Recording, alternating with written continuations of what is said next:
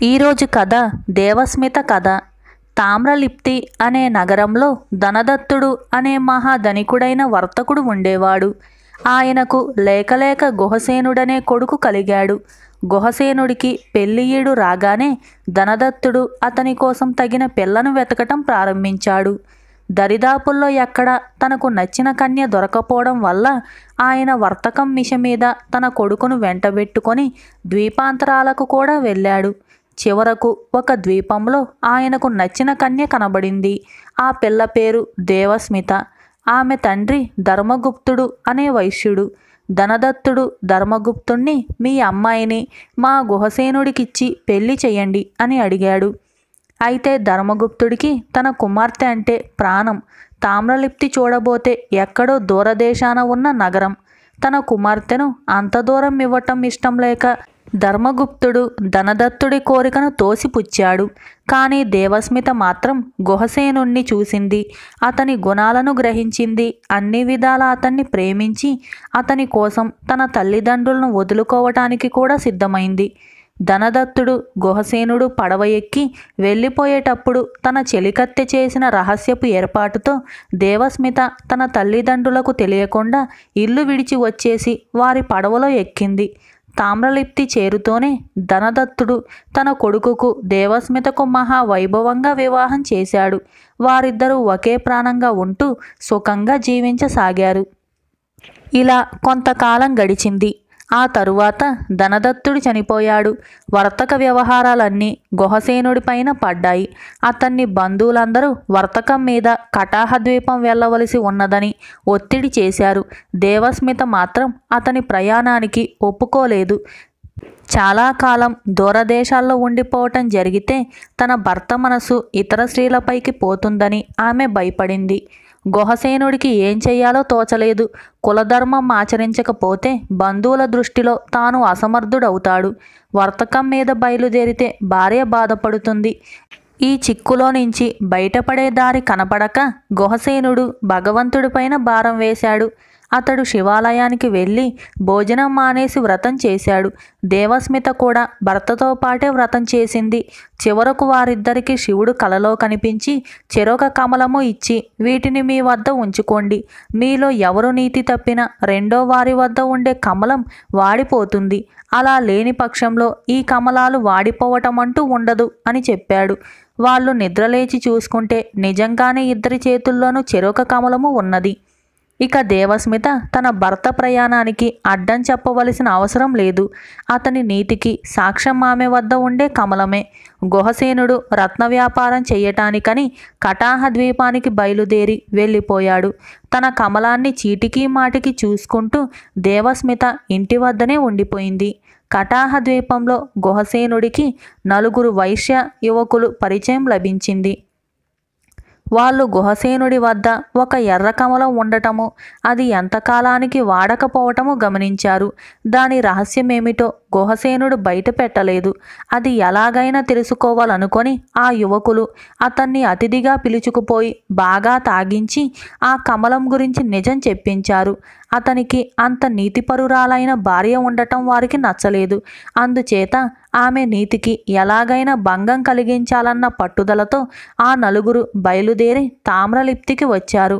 అక్కడ వారికొక బౌద్ధ సన్యాసిని తటస్థపడి దేవస్మిత ఈ 4 వైశ్య యువకులను ప్రేమించేటట్టుగా తాను ప్రయత్నిస్తానని మాట ఇచ్చింది. ఆ పాపిష్టిది దేవస్మిత వద్దకు వెళ్ళి ఆ మాటలు ఈ మాటలు చెప్పి చివరకు తాను వచ్చిన పని బయటపెట్టింది.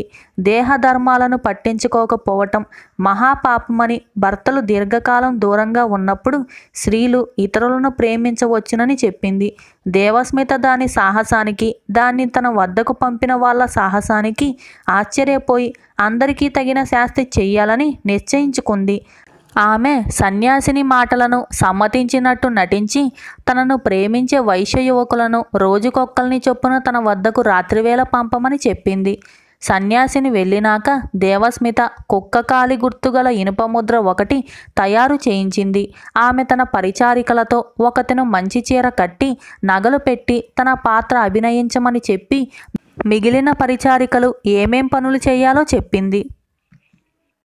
ఆ రోజు రాత్రి మొదటి యువకుడు రాగానే పరిచారికలు వాడికి ఘనంగా స్వాగతమిచ్చి ఉమ్మెత్త కలిపిన సారాయి తాగించి ఇనుపముద్ర కాల్చి నుదిటి మీద వాత వేసి ఒళ్ళు తెలియని స్థితిలో ఉన్న ఆ దౌర్భాగ్యుణ్ణి దూరంగా ఉన్న పెంటపోగు మీద పడేశారు. మర్నాడు ఉదయం వాడికి ఒళ్ళు తెలిసి జరిగిన సంగతంతా గ్రహించి నుదుటికి పైన బట్ట అడ్డంగా చుట్టుకొని బసకు తిరిగి వెళ్ళాడు. వాడు మిగిలిన వారితో తనకు జరిగిన పరాభవం గురించి చెప్పలేదు. అందుచేత మిగిలిన వాళ్ళు కూడా అదేవిధంగా పరాభవం పొంది అందరి వంతు అయ్యాక కటాహ ద్వీపానికి తిరిగి వెళ్ళారు. నలుగురు ప్రియులను పంపినందుకు తనకు దేవస్మిత గొప్ప బహుమానం ఇస్తోందన్న ఆశతో బౌద్ధ సన్యాసిని కూడా వెళ్ళి నుదిటి మీద వాత వేయించుకుంది. ఈ విధంగా తన నీతిని చెడగొట్టవచ్చిన నలుగురికి శాస్తి చేసి దేవస్మిత తన అత్తగారికి జరిగిన సంగతంతా చెప్పింది. మంచి పని చేశావమ్మాయి, కానీ వాళ్ళు నా కొడుకునేం చేసిపోతారో అన్నది అత్తగారు. అత్త, నీకా భయం లేదు, నేను కటాహ ద్వీపానికి వెళ్ళి నా భర్తను కాపాడుకుంటాను అన్నది దేవస్మిత. అత్తగారు అందుకు సమ్మతించారు. దేవస్మిత వర్తకుడి వేషం ధరించి తన చెలికత్తెలకు కూడా అదే వేషం ధరింపజేసి వర్తకం నెపం మీద ఓడ ఎక్కి కటాహ ద్వీపానికి వెళ్ళింది.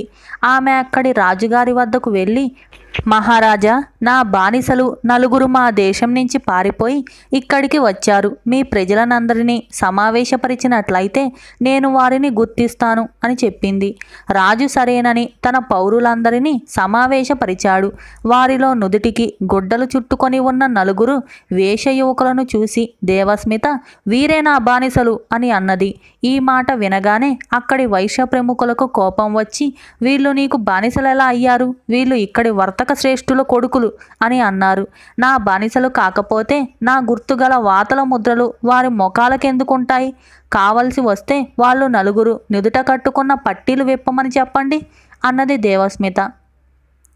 రాజు ఆ నలుగురు నుదుళ్లకు అడ్డంగా కట్టిన గుడ్డలు తీయించాడు. నలుగురి ముఖాల మీద కుక్క కాలి గుర్తుగల వాతలు ఉన్నాయి. వైశ్య ప్రముఖులు ఇదంతా చూసి అవమానం పొందారు. ఇందులో ఏదో తిరగాడుతున్నదని రాజు గ్రహించి వాస్తవంగా జరిగిందేమిటో చెప్పమని దేవస్మితను అడిగాడు. ఆమె జరిగిందంతా ఉన్నది ఉన్నట్టుగా చెప్పింది. జనమంతా గొల్లున నవ్వారు. రాజు ఆమెను మెచ్చుకొని, వీళ్ళు నిజంగా నీ బానిసలే అన్నాడు. వైశ్యకుమారులు ఆమె బానిసలేనని రాజు ప్రకటించగానే అక్కడి వైశ్య ప్రముఖులంతా భారీగా చందాలు వేసుకొని దేవస్మితకు పెద్ద మొత్తం డబ్బు సమర్పించి ఆ యువకులకు దాస్య విమోచన అనుగ్రహించమని వేడుకున్నారు. దేవస్మిత ఆ డబ్బు తీసుకొని అక్కడి ప్రముఖుల సన్మానాలు అందుకొని భర్తతో కూడా తామ్రపర్తికి బయలుదేరింది. ఆ తరువాత ఆ భార్యాభర్తలు ఒకరినొకరు ఎడబాయకుండా ఐశ్వర్యంతో తులతూగుతూ సుఖంగా జీవించారు. ఈ విధంగా దేవస్మిత అనే ఈ కథ సమాప్తమైంది. ఈ కథలో మీరు అర్థం చేసుకునే నీతి ఎంతో ఉన్నది. అలాగే మీకు ఈ కథ నచ్చిందని నేనైతే అనుకుంటున్నా. మీకు నచ్చినట్లయితే లైక్ చేయడం మాత్రం మర్చిపోవద్దు. అపూర్వ శక్తులు. ఒక జమీందారుకు ఒక కొడుకు పుట్టాడు. వాడికి విజయుడు అని పేరు పెట్టుకున్నారు. వాడి జాతకం చూసి దైవజ్ఞులు, ఈ పిల్లవాడి జాతకంలోని గ్రహస్థితి చూస్తే అపూర్వ శక్తులు కలవాడని తోస్తుంది. ఎక్కడికి వెళ్ళినా కానీ కీర్తి ప్రతిష్టలు, పుష్కలంగా ధనము గడించగల జాతకం ఇతనిది అని అన్నారు. ఈ మాటలు విని జమీందారు ఎంతో సంతోషించి విజయుణ్ణి ఎంతో గారాబంగాను ఏ లోటు లేకుండాను పెంచాడు. విజయుడు పెరిగి పెద్దవాడవుతూ ఉంటే తండ్రి వాడిలో ఏవైనా అపూర్వ శక్తులున్నాయేమో అని శ్రద్ధగా గ్రహించాడు. కానీ ఆయనకు అలాంటివేమీ కనిపించలేదు. విజయుడు మామూలు పిల్లల్లాగే కనిపించాడు. వాడిలో ప్రత్యేకమైన తెలివితేటలు కూడా ఉన్నట్టు ఆయనకెప్పుడూ కనబడలేదు. ఒకనాడు కాస్త వివేకంతో మాట్లాడితే మరుక్షణమే అజ్ఞానంగా మాట్లాడేవాడు. చెప్పిన మాట ఒకసారి వినేవాడు, మరొకసారి మంకుతనం చేసేవాడు. దైవజ్ఞులు ఇచ్చకాలకు అబద్ధాలు ఆడతారని జమీందారు అనుకొని కొడుకుపైన లేనిపోని ఆశలు పెట్టుకోవటం ఇక మానుకున్నాడు. ఇంతలో ఒక ఘటన జరిగింది. ఒకరోజు ఉదయం విజయుడు తమ ఆవరణలో ఉన్న మామిడి చెట్టు కింద కూర్చొని పైకి చూస్తూ నోటితో అర్థం లేని ధ్వనులు చేస్తుండటం వాడి తండ్రి చూశాడు. వీడికేమైనా మతిపోయిందా ఏమిటి అనుకుంటూ జమీందారు వాణ్ణి సమీపించాడు.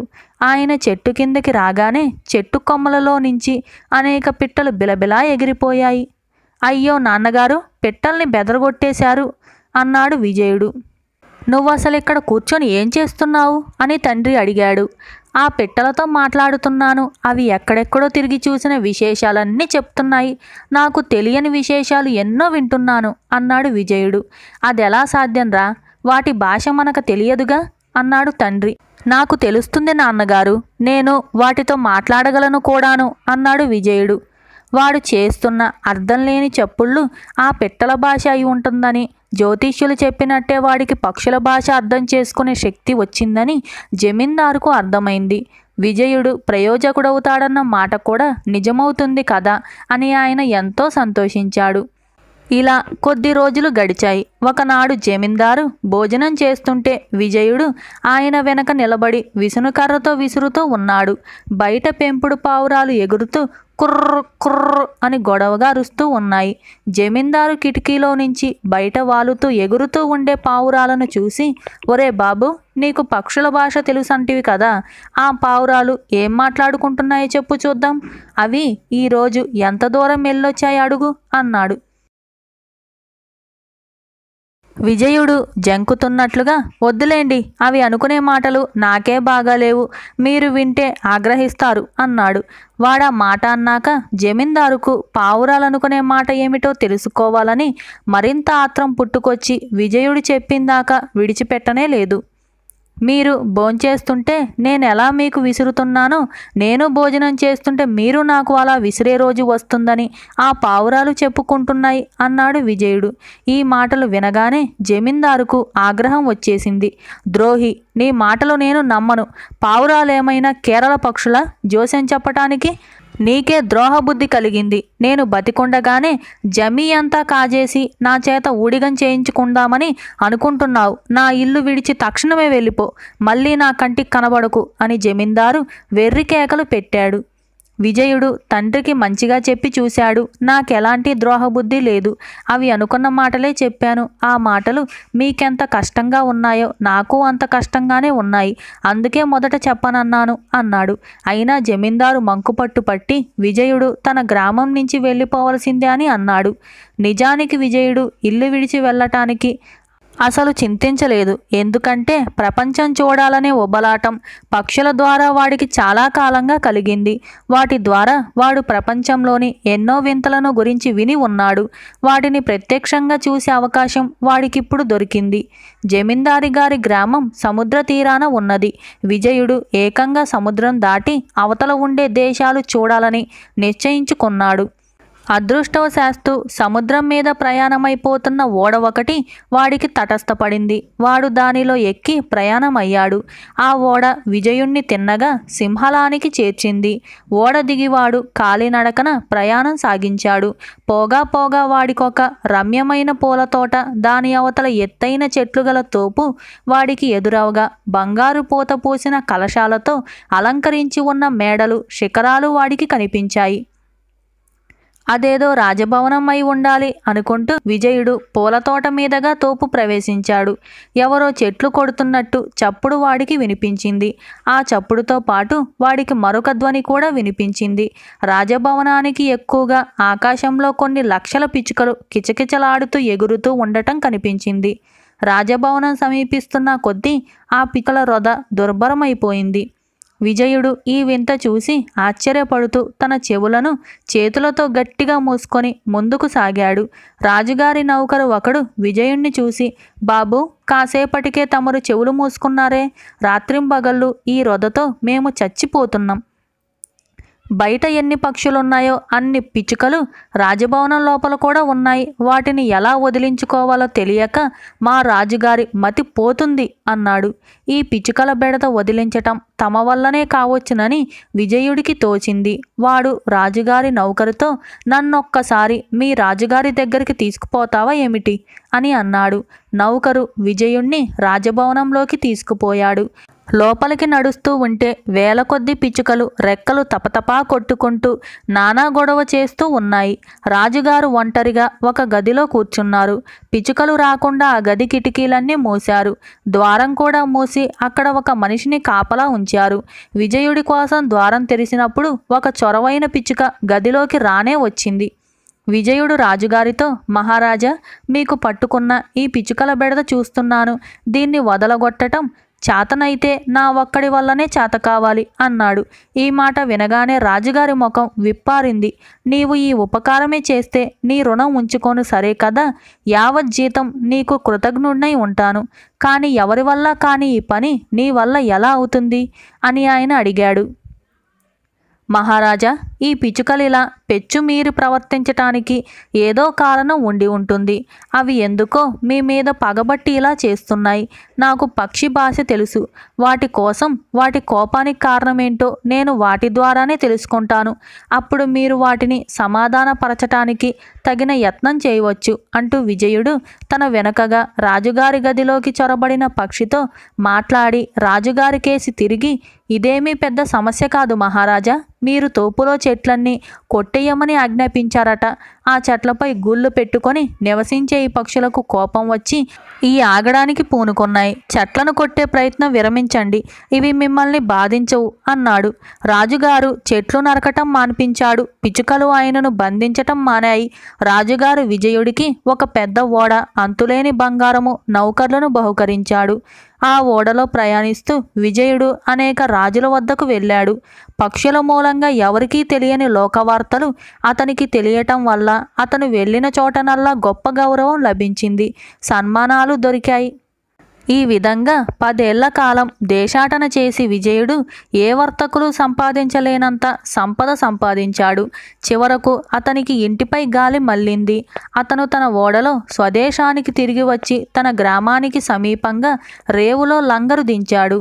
ఎవడో మహాధనికుడైన వర్తకుడు తమ రేవులో దిగాడని జమీందారుకు తెలిసింది.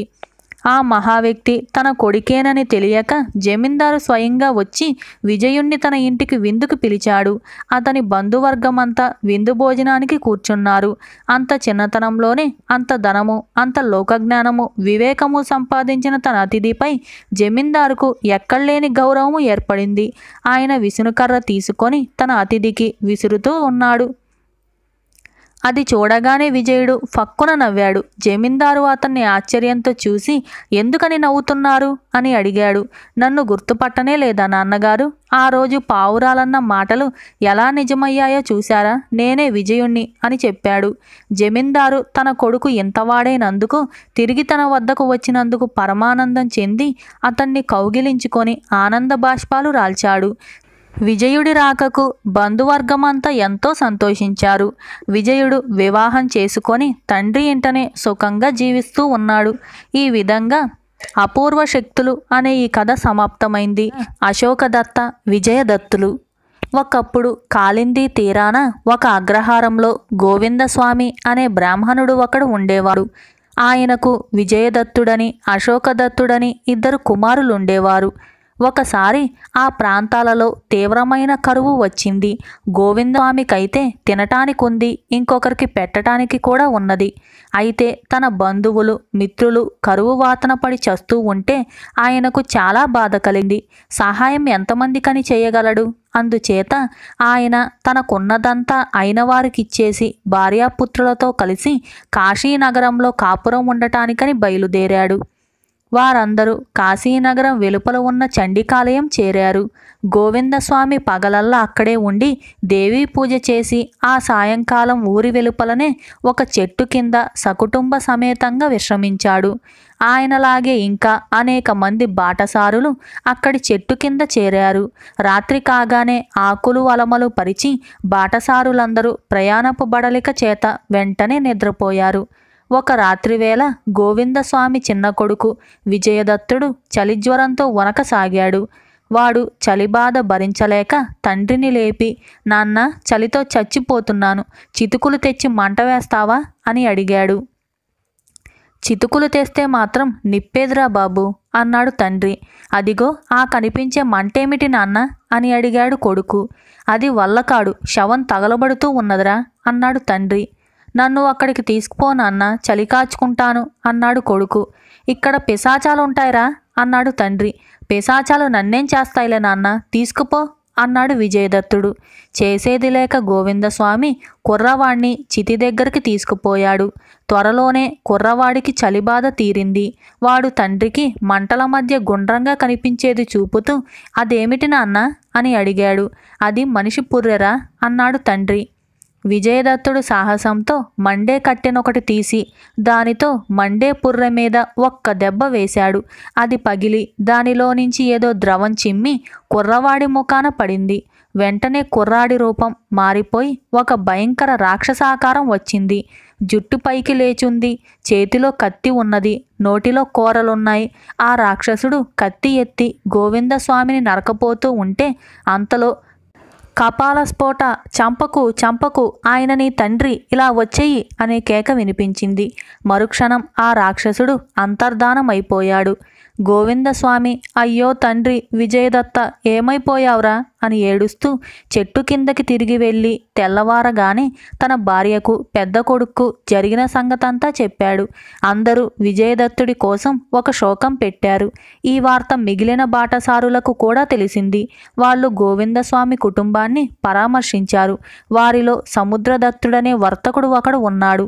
ఆయన గోవిందస్వామి కుటుంబాన్ని ఆదుకొని కాశీనగరంలో ఉన్న తన ఇంటికి వారిని తీసుకుపోయి వారిని అక్కడే శాశ్వతంగా బస ఏర్పాటు చేశాడు. ఇలా ఏళ్లు గడిచాయి. గోవిందస్వామి పెద్ద కొడుకు ఇతర విద్యలతో పాటు సాము విద్యలో ఉత్తీర్ణుడై యవ్వనవంతుడయ్యాడు. అతని బలం అసాధారణమైనది. ఒకసారి ఉత్సవం వచ్చింది. కాశీరాజైన ప్రతాపముకుటుడు నానా దేశాల నుంచి మల్లులను పిలిపించి వారి మధ్య యుద్ధాలు ఏర్పాటు చేయించాడు. దక్షిణ దేశం నుంచి వచ్చిన మల్లు ఒకడు మిగిలిన మల్లులందరినీ ఓడించాడు. అప్పుడు సముద్రదత్తుడు రాజుతో తన ఇంట ఒక బలాఢ్యుడైన కుర్రవాడున్నాడని, వాడి దక్షిణ దేశపు మల్లుణ్ణి ఓడించగలడని చెప్పాడు. రాజు అశోకదత్తుణ్ణి పిలిపించి దక్షిణ దేశపు మల్లుడితో యుద్ధం ఏర్పాటు చేయించాడు. అశోకదత్తుడు ఆ మల్లుణ్ణి ఓడించాడు. ప్రేక్షకులు గగ్గోలుగా హర్షధ్వానాలు చేశారు. రాజు అశోకదత్తుణ్ణి అతని పరాక్రమాన్ని మెచ్చుకొని అతనికి రత్నాల రాశి బహుకరించి తన అంగరక్షకుడిగా నియమించుకున్నాడు. ఇలా కొంతకాలం గడిచింది. ఒకనాటి రాత్రి రాజు సపరివారంగా ఎక్కడికో వెళ్ళి శ్మశానం పక్కనున్న దారి వెంట తిరిగి వస్తూ ఉండగా దాహం దాహం అని ఎవరో కొరతపడిన మనిషి ఆక్రోశించటం వినిపించింది. రాజు జాలిపడి ఎవరైనా ఆ మనిషికి నీరివ్వండి అని అన్నాడు. కానీ ఆ వేళప్పుడు శ్మశానంలో ప్రవేశించే ధైర్యం ఎవరికుంటుంది? అశోకదత్తుడే అందుకు సిద్ధపడ్డాడు. అతను నీటితో శ్మశానంలోకి ప్రవేశించగానే రాజు సపరివారంగా నగరానికి బయలుదేరి వెళ్ళిపోయాడు. చీకటి రాత్రి, కాలే శవాల వెలుతురే వెలుతురు. అశోకదత్తుడు ఆ చీకటిలో తడువుకుంటూ ముందుకు పోతూ ఎవరు నీరడిగింది అని గట్టిగా అడిగాడు. నేనే అని జవాబు వచ్చింది. అశోకదత్తుడు ఆ ధ్వని వినిపించిన దిక్కుగా వెళ్ళి ఎదుట నించున్న ఒక మగవాణ్ణి, కింద పడి పొర్లుతూ ఏడ్చే ఒక అందమైన స్త్రీని చూశాడు. ఆమె అపూర్వమైన ఆభరణాలతో అలంకారం చేసుకొని ఉన్నది. అమ్మా, ఎవరు నీవు? ఎందుకిక్కడ పడి ఏడుస్తున్నావు అని అడిగాడు అశోకదత్తుడు. నాయనా, నేనీ మనిషి భార్యను. నా భర్త ప్రాణం పోతే అతనితో పాటు చితిలో పడి కాలిపోదామని చూస్తున్నాను. ఎంతకు చావకుండా ఉన్నాడు. దాహం దాహం అంటున్నాడు. నీళ్లు తెచ్చాను గాని కొర్రు మరీ ఎత్తుగా ఉండటం చేత నోటికి అందించలేకపోయాను అన్నదా స్త్రీ. ఇదిగో నీరు తెచ్చాను, నా వీపు మీద ఎక్కి ఈ నీరు నీ భర్త నోటికి అందించు అంటూ అశోకదత్తుడు ఆమెకు తాను తెచ్చిన నీరు ఇచ్చి వంగున్నాడు. ఆ స్త్రీ అతని వీపు పైన ఎక్కింది. కొద్దిసేపటికి తన మీద నేల మీద రక్తపు చుక్కలు రాలటం చూసి అశోకదత్తుడు తల ఎత్తి చూసేసరికి ఆ స్త్రీ కత్తితో ఆ కొర్రు మీది మనిషి మాంసం కోస్తూ ఉండటం కనపడింది. ఇదేదో పిశాచి అనుకొని అతను ఆమెను నేలకు వేసి కొట్టి చంపే ప్రయత్నంలో ఆమె పాదాన్ని పట్టుకున్నాడు. అంతలోనే ఆమె ఆకాశం కేసి దూసుకుపోయి అదృశ్యమైంది. అశోకదత్తుడి చేతికి ఆమె కాలి నూపురం మాత్రం చిక్కింది. తనకు జరిగిన విచిత్రమైన అనుభవానికి అతను ఆశ్చర్యపడుతూ తనకు దొరికిన నూపురాన్ని తీసుకొని అతను ఇంటికి వెళ్ళిపోయి మర్నాడు ఉదయం స్నానం చేసి రాజుగారి వద్దకు వెళ్ళి ఆ నూపురాన్ని చూపి జరిగిందంతా చెప్పాడు. రాజుకు అశోకదత్తుడి పైన అదివరకే ఉన్న సదభిప్రాయం మరింత అయింది. ఆయన అంతఃపురానికి వెళ్ళి నూపురాన్ని రాణికి ఇచ్చి అది ఎలా వచ్చింది చెప్పాడు. ఇద్దరూ కలిసి అశోకదత్తుణ్ణి తెగ మెచ్చుకున్నారు. చివరకు రాజు ఈ అశోకదత్తుడు యువకుడు, మంచి కులంలో పుట్టినవాడు, అపార పరాక్రమ సంపన్నుడు, అందగాడు. మన అమ్మాయి అనంగలేఖకు అంతకన్నా మంచి భర్త దొరుకుతాడంటావా అని చెప్పాడు. అప్పుడు రాణి అసలు సంగతి బయటపెట్టింది. రాజకుమార్తె అనంగలేఖ చాలా కాలంగా అశోకదత్తుణ్ణి ప్రేమించి బాధపడి చివరకు తల్లికి చెప్పింది. అది మొదలు రాణి ఈ సంగతి తన భర్తకు చెప్పే అవకాశం కోసం చూస్తూ ఉంది. ఇంతలో రాజు ఆ మాట కాస్త తన నోటనే అనేశాడు. రాజుగారు ఈ సంగతి తెలిసి తృప్తిపడి అశోకదత్తుడికి తన కుమార్తెనిచ్చి పెళ్లి చేశాడు. ఒకనాడు రాణి తన భర్తకు అశోకదత్తుడు తెచ్చిన నూపురాన్ని చూపి, ఇది ఒకటి ఉంటే నిరుపయోగంగా ఉన్నది, దీనికి జత చేయించండి అని అన్నది. రాజు కంసాలులను పిలిపించి వారికి ఆ నూపురం చూపి దానికి జతగా మరొకటి చేయమని పురమాయించాడు. వారు ఆ నూపురాన్ని పరీక్షించి, మహారాజా, ఈ పనితనం ఈ లోకానికి సంబంధించింది కాదు, ఇందులో అమర్చిన మనులు కూడా ఇక్కడ దొరికేవి కావు, ఇది ఎక్కడ దొరికిందో అక్కడే దీని జత కూడా దొరకవచ్చు, వెతకండి అని అన్నారు. ఈ మాట విని రాజు రాణి నీరు కారిపోయారు. వారి విచారం గమనించి అశోకదత్తుడు, దీని జత కోసం నేనే ప్రయత్నిస్తాను అని అన్నాడు. అల్లుడు ఏదో సాహసం చేస్తాడని భయపడి రాజు, వద్దులే నాయనా, ఇప్పుడు మునిగిపోయిందేముంది, దీనికి జత లేకపోతే పోయిందిలే అన్నాడు. కానీ అశోకదత్తుడు వినిపించుకోలేదు. ఆ నూపురం అతనికి ఒక బహుళ చతుర్దశి నాటి రాత్రి వల్లకాట్లో ఒకచోట దొరికింది. అశోకదత్తుడు తిరిగి బహుళ చతుర్దశి నాటి రాత్రి అక్కడికే వెళ్ళాడు. ఆ స్త్రీ కనిపించలేదు. ఆమెను పట్టుకోవటం కోసం అతను ఒక చెట్టును ఉరిపడి వేలాడే శవాన్ని తీసుకొని నరమాంసం నరమాంసం అని కేకలు పెడుతూ శ్మశానమంతటా తిరగసాగాడు. ఎటునుంచో ఒక ఆడది అతని దగ్గరకు వచ్చి, నా వెంటరా అని అన్నది. అతను ఆమె వెంట వెళ్ళాడు. ఒక మర్రి చెట్టు కింద ఒక దేవతా స్త్రీ లాంటి మనిషి దాసీల మధ్య కూర్చొని కనిపించింది. ఆమె అతన్ని చూసి, నరమాంసం ఎంతకిస్తావు అని అడిగింది. అశోకదత్తుడు తన వద్దనున్న నూపురం తీసి చూపుతూ, ఇలాంటి నూపురం ఇస్తే నరమాంసం ఇస్తాను అని అన్నాడు. ఆమె నవ్వి, నా దగ్గర అలాంటి నూపురమే ఇంకొకటి ఉన్నది, నీ చేతిలోది నా కాలిదే మారు రూపంలో ఉండటం చేత నన్ను గుర్తించలేకపోయావు. నాకు నరమాంసం వద్దు, కానీ నేను చెప్పినట్టు చేస్తే రెండో నూపురం కూడా ఇస్తాను అని అన్నది. చెప్పు, ఇప్పుడే చేస్తాను అన్నాడు అశోకదత్తుడు. హిమాలయంలో త్రిగంటమనే పురం ఉన్నది. అక్కడ ఒక మహావీరుడైన రాక్షసుడు ఉండేవాడు. నేను అతని భార్యను. నాకొక కుమార్తె ఉన్నది. మా రాజైన కపాల స్ఫోటుడి పక్షాన యుద్ధం చేస్తూ నా భర్త మరణించాడు. తరువాత మా రాజు నాకు ఆ నగరాన్ని ఇచ్చేశాడు. నా కుమార్తెకు పెళ్ళియుడు రాగానే తగిన వరుడి కోసం వెతకసాగాను. ఆనాడు నిన్ను రాజు వెంట చూసి నా కుమార్తెకు తగిన వరుడువని నిర్ణయించి మాయచేత నిన్ను నీటితో శ్మశానంలోకి రప్పించాను. తిరిగి నిన్ను రప్పించే ఉద్దేశంతోనే నా నూపురం నీ చేతికి చిక్కనిచ్చాను. నేను అనుకున్నట్టే తిరిగి వచ్చావు. మా ఇంటికి వచ్చి నా కుమార్తెను పెళ్ళాడు అన్నదామె. మాట ఇచ్చినందుకు అశోకదత్తుడు ఆ రాక్షస స్త్రీ వెంట కామగమనాన త్రిగంటపురానికి వెళ్ళాడు. విద్యుత్పద అనే రాక్షస కన్యను పెళ్లాడాడు. అక్కడ అత్తగారింట కొద్ది రోజులు ఉండి అతను తన అత్తతో, నాకా రెండో నూపురం కూడా ఇచ్చేయి, రాజుగారు నా కోసం కనిపెట్టుకొని ఉంటాడు అని అన్నాడు. ఆమె అతనికి రెండో నూపురంతో పాటు ఒక బంగారపు తామర పుష్పాన్ని కూడా ఇచ్చింది. తరువాత ఆమె అతన్ని కాశీనగరం వెలుపల ఉన్న శ్మశానానికి చేర్చి, నేను ప్రతి బహుళ చతుర్దశి నాటి రాత్రి ఇక్కడికి వస్తాను అని చెప్పింది. అశోకదత్తుడు ఆమె దగ్గర సెలవు పుచ్చుకొని తన ఇంటికి వెళ్ళాడు. చిన్నవాడితో పాటు పెద్దవాడు కూడా పోయాడని ఏడుస్తున్న తల్లిదండ్రులను ఊరడించాడు. తన అల్లుడు తిరిగి వచ్చిన వార్త తెలిసి రాజు పరిగెత్తుకుంటూ అక్కడికి వచ్చాడు.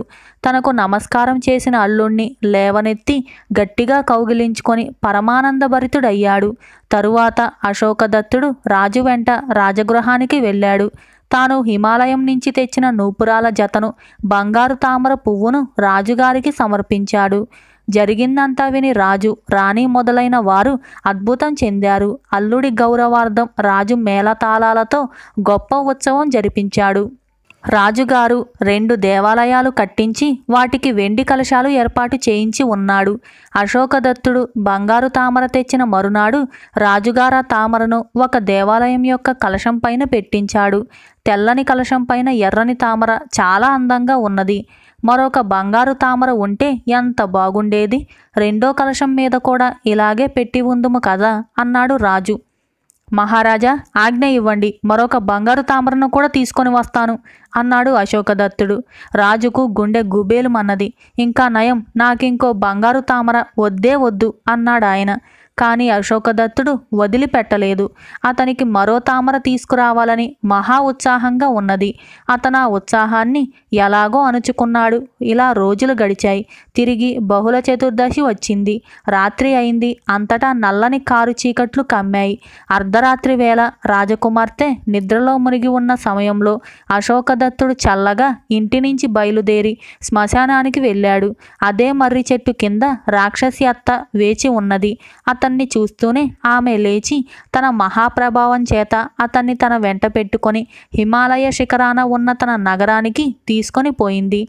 అతను ఏ పని మీద వచ్చాడో లేదో అనే విషయం కూడా ఆమె అడిగి తెలుసుకోలేదు. రాక్షసి కూతురు మాత్రం తన భర్త వచ్చినందుకు చాలా సంతోషించింది. అశోకదత్తుడు అక్కడ కొన్ని రోజులు తన రెండో భార్యతో సుఖంగా గడిపి తన అత్తతో నాకింకో బంగారు తామర పుష్పం కావాలి అని అన్నాడు. నా దగ్గర మరొకటి ఎక్కడిది నాయనా, ఉన్నదే ఒకటి, దాన్ని నీకిచ్చేశాను. నా భర్త మీది అభిమానం కొద్దీ మా రాజైన కపాల స్ఫోటుడు ఆ ఒక్కటే ఇచ్చాడు. మా రాజుగారికి ఒక సరస్సున్నది. దాని నిండా ఇలాంటి బంగారు తామరలు ఉన్నాయి. కానీ వాటిని ఎవ్వరూ తాకరాదు అన్నది అత్త. ఏది, ఆ సరస్సు ఎక్కడ ఉందో చూపు. నాకు కావలసిన బంగారు తామరను నేనే తెచ్చుకుంటాను అన్నాడు అశోకదత్తుడు. అది సాధ్యపడే పనే. ఆ సరస్సును భయంకరులైన రాక్షసులు అహోరాత్రులు కాస్తూ ఉంటారు అన్నది అత్త. ఆమె ఎంత చెప్పినా అశోకదత్తుడు ఆ సరస్సును చూసి తీరాలని పట్టుపట్టాడు. విధిలేక ఆమె అతనికి ఆ సరస్సును చాలా దూరం నుంచి చూపింది. ఆ సరస్సు ఒక ఎత్తైన కొండ చర్యపై ఉన్నది. నీరు కానరాకుండా సరస్సు నిండా బంగారు తామర పూలున్నాయి. అశోకదత్తుడు ఆ సరస్సును చేరుకొని ఒక తామరను పీకబోయేటంతలో భయంకరులైన రాక్షసులు అక్కడికి వచ్చి అతనికి అడ్డుపడ్డారు. అశోకదత్తుడు కత్తి దూసి వారిపై కలియబడి కొందరిని చంపేసరికి మిగిలిన వాళ్ళు పారిపోయి జరిగిందంతా తమ ప్రభువైన కపాలస్ఫోటుడికి చెప్పారు. అది వింటూనే కపాలస్ఫోటుడు బయలుదేరి వచ్చాడు. అతను అంత దూరానే అశోకదత్తుడిని చూసి ఆశ్చర్యపోయి ఇదేమిటి, మా అన్న అశోకదత్తుడు ఇక్కడికి ఎలా వచ్చాడు అనుకున్నాడు. అతను తన చేతిలో ఉన్న ఆయుధాన్ని అవతల పారేసి ఆనంద బాష్పాలు రాల్చుతూ వచ్చి అశోకదత్తుడి పాదాలపై పడ్డాడు. ఏమిటిది, ఎవరు నీవు అని అశోకదత్తుడు అడిగాడు. నేను నీ తమ్ముణ్ణి విజయదత్తుణ్ణి. మనం గోవిందస్వామి కొడుకులం. విధి విషాన నేనిలా రాక్షసుడిగా మారిపోయాను. చితిలో కాలే కళేబరం యొక్క కపాలాన్ని పగలగొట్టడం చేత నాకు కపోల స్ఫోటుడని పేరు వచ్చింది. ఇంతకాలము నా పూర్వ వృత్తాంతం జ్ఞాపకం లేదు. కానీ నిన్ను చూడగానే అంతా జ్ఞాపకం వచ్చింది. నా రాక్షసత్వం కూడా పోయింది అన్నాడు విజయదత్తుడు. ఇద్దరూ ఆలింగనం చేసుకొని ఆనందాశ్రవులు రాల్చారు. తరువాత వారిద్దరూ కలిసి అశోకదత్తుడి అత్తగారైన రాక్షసి ఇంటికి వెళ్ళారు. అశోకదత్తుడు తన అత్తతో తన తమ్ముణ్ణి గురించి చెప్పి మేమిద్దరము మా తల్లిదండ్రుల వద్దకు తిరిగిపోతాం. ఎన్నో ఏళ్ల క్రితం కనిపించకుండా పోయిన నా తమ్ముణ్ణి చూసి వాళ్ళు చాలా సంతోషిస్తారు. నేను ఈసారి నా భార్యను కూడా వెంటబెట్టుకొని పోతాను అని చెప్పాడు. రాక్షసి అత్త తన మాయాశక్తితో తన కుమార్తెను, అల్లుణ్ణి, అతని తమ్ముణ్ణి కాశీనగరం వెలుపల ఉన్న శ్మశానానికి చేర్చింది. అక్కడి నుంచి వారు నగరంలోని తమ తల్లిదండ్రుల వద్దకు వెళ్ళారు. విజయదత్తుణ్ణి మళ్ళీ చూసుకొని తల్లిదండ్రులు పొందిన ఆనంద పారవశ్యానికి మేరలేదు. వారితో పాటు చుట్టుపక్కల వారు కూడా విజయదత్తుడి విచిత్ర కథను విని ఎంతో ఆనందాశ్చర్యానికి లోనయ్యారు. తన అల్లుడు తిరిగి వచ్చాడని తెలియగానే ప్రతాపముఖుడు మహారాజు పరిగెత్తుకుంటూ వచ్చాడు. ఆయన కూడా అశోకదత్త విజయదత్తల కథ విని అద్భుతం చెందాడు. ఆయన తన అల్లుణ్ణి తన ఇంటికి తీసుకువెళ్ళాడు. తన భర్త క్షేమంగా తిరిగి వచ్చినందుకు రాజకుమార్తె చాలా సంతోషించింది. రాజుగారికి అనేక బంగారు తామరలు లభించాయి. ఆయన దేవాలయం యొక్క రెండో కలశం పైన కూడా ఒక బంగారు తామర ఏర్పాటు చేయించి మిగిలిన వాటితో ఈశ్వరునికి అర్పించాడు. విజయదత్తుడు కూడా రాజుగారి కొలువులో చేరాడు. అశోకదత్తుడు తన ఇద్దరు భార్యలతోనూ సుఖంగా కాలక్షేపం చేశాడు. ఈ విధంగా అశోకదత్తుడు విజయదత్తులు అనే ఈ కథ సమాప్తమైంది.